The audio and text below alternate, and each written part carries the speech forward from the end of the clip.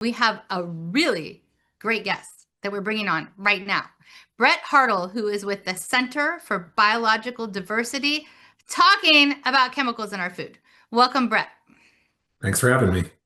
I'm really glad you're on because there has been a lot of much needed attention around the chemical glyphosate, which is used in Roundup, which is a herbicide that gets put onto a lot of the things that we eat, and also apparently used as a drying agent on foods and more. And it's ending up in breads, in cereals, in the food that we are feeding to our children. And what's interesting about this moment is this is a moment where Maha moms and moms across the political spectrum all agree this stuff is ridiculous. Yet we have a President Trump, who ran with Robert F. Kennedy Jr. on getting glyphosate out of our food on a promise of making sure that there was less chemicals, specifically that one, in the breads that our kids are eating. And he just did an executive order to expand protection of glyphosate. And so, of course, Maha moms are mad, and moms like me across the political spectrum are mad. Can you share a little bit about what is happening with glyphosate? Sure, and yeah, it's glyphosate. It's a tough one to Glyphosate, pronounce. thank you. So yeah, just a few weeks ago, President Trump issued an executive order under something called the Defense Production Act, which is a Cold War era law that gives a president sort of extra powers to promote particular industries. The idea of this law back in the day was, if we were fighting the Soviet Union and we needed to make more tanks, we'd have the ability to make sure that we had sufficient supplies of materials to fight that war. President Trump likes the Defense Production Act. It's still on the books. Other presidents have used it as well. But this recent executive order was somewhat unique in that it specifically called out for greater production of two things. Elemental phosphorus, which is something you mine out of the ground. But elemental phosphorus is like one of the key ingredients in order to make glyphosate, as well as a few other types of high precision munitions and weapons for war. But you don't need to have the weapons for war piece to also have this massive directive that says we need more glyphosate. Glyphosate is the most used pesticide in the nation and probably the world. We use hundreds and hundreds of millions of pounds per year.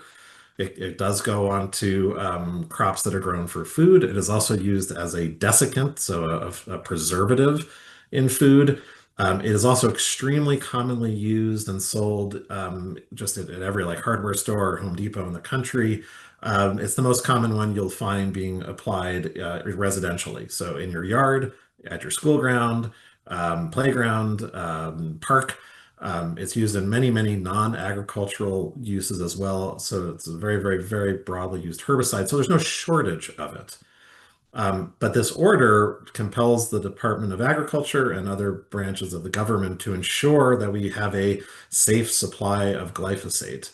And I think the thing that was most alarming about this to most folks that looked at that order was that it also contained a specific call out for immunity. It says if you follow this order, and as everyone follows my executive order, I am granting immunity. Should down the road any aspect of this executive order prove unlawful. Something Trump actually has never done in any other executive order he has ever issued, and he has issued in this term alone over 200, and probably between the two terms 300 to 400. So that was very unusual, and I don't think any other president has ever done that either. So that's one thing that I think worries a lot of us. Why do we need an executive order to have more glyphosate, and why do we need this weird immunity shield to be specifically called out in that order? Excellent questions. I have some guesses on answers as follow-up questions. One, study after study, actual scientific study, not like people's opinions over in the corner who may or may not have had a brainworm, but actual scientific studies show that this chemical, which I'm not going to try to pronounce, glyphosate, Correct. actually is a neurotoxin and is high carcinogen and does damage to actual people. And can you talk a little bit about the damage that the actual scientific research studies are showing that this chemical is doing to people of all ages, including young children? Yeah, so there's sort of two pieces of this. Glyphosate itself is called an active ingredient, which means this is the part of the chemical that does the dirty work of killing the plants, right? And for many, many years, there has been dispute about whether or not it's a carcinogen. For many years, EPA relied on a couple of studies that sort of were the foundation of their conclusion that it was not carcinogenic. One of those studies was retracted because it actually turned out later it was funded by industry. And it's extremely rare for a paper to be retracted, but the journal that published it realized that they had not caught that conflict of interest. There's several international bodies that assess chemical safety and cancer risk, and they classified it as a possible or likely carcinogen, right? So there are many scientists that have worried about the carcinogenity of glyphosate for a long time. It's also important to remember that every time you have a pesticide that's sold, it's just one part of the cocktail that is sort of when you mix it together, or when you actually read the label, you'll see all these like percentages of what's in there. And the reality is that glyphosate is also often mixed with a lot of other ingredients. And a lot of those are really dangerous and have had links to things like breast cancer and other types of illness. And the reality is, again, if you imagine a chemical that is being used on the scale of 300 to 400 million pounds per year in the country, just the sheer exposure, the volume that is out there, it just permeates and saturates everything. So even if it were not the most toxic pesticide, we use it at this absurdly enormous scale that no other pesticide is used at, and that I think compounds a lot of the harm that we see all across the country. There are thousands of lawsuits suing. First it was Monsanto. Monsanto was bought by Bayer for people getting sick, getting non-Hodgkin's lymphoma. And many juries around the country have basically said, you're right. The pesticide company failed to warn you of the danger of this chemical because the label says spray it as much as you want. There's basically no limits to how often you can use Roundup and other similar products in a schoolyard, in your backyard. So that's the core of the problem with this, and again, why it is, yeah, such a problematic pesticide. And also answers the question partially of why does the executive order include immunity? And the answer probably is because this chemical is actually harmful and people are getting actually harmed in real life and are suing the maker of the chemical and winning. And so therefore the immunity comes out in the executive order because we see Trump siding with industry over moms, industry over children, industry over biological diversity, which we haven't talked about yet. But we know that one of the top causes of the loss of species on the planet Earth is when we have things like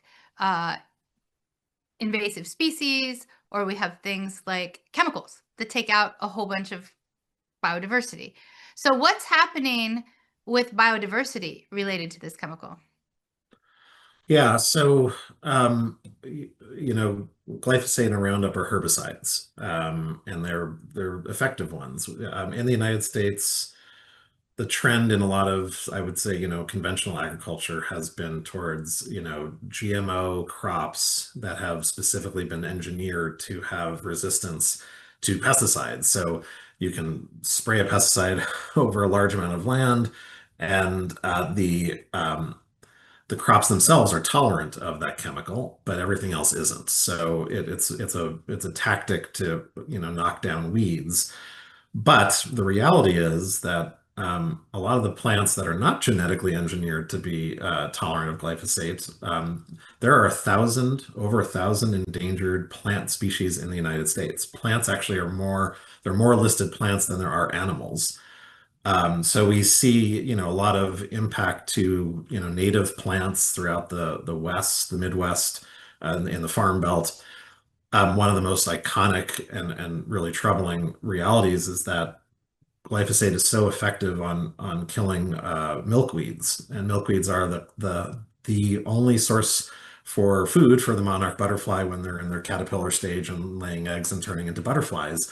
So we've had this massive decline of monarch butterflies across the country, in part driven by glyphosate, as well as other pesticides, neonicotinoids, other types of insecticides. And none of them are great.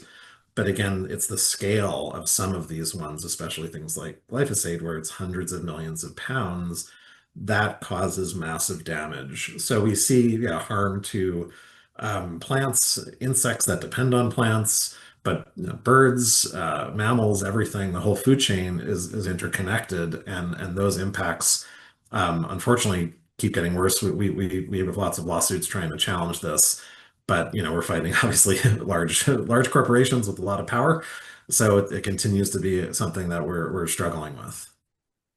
So this chemical hurts human health, it hurts planetary health, it hurts our biodiversity, which ultimately does hurt all of us because we, need biodiversity to survive and thrive. What can people do who are outraged that Donald Trump just did a complete reversal for no real reason? As you said, there's not a shortage of this, and has made our country significantly less safe and healthy for people. What can people do?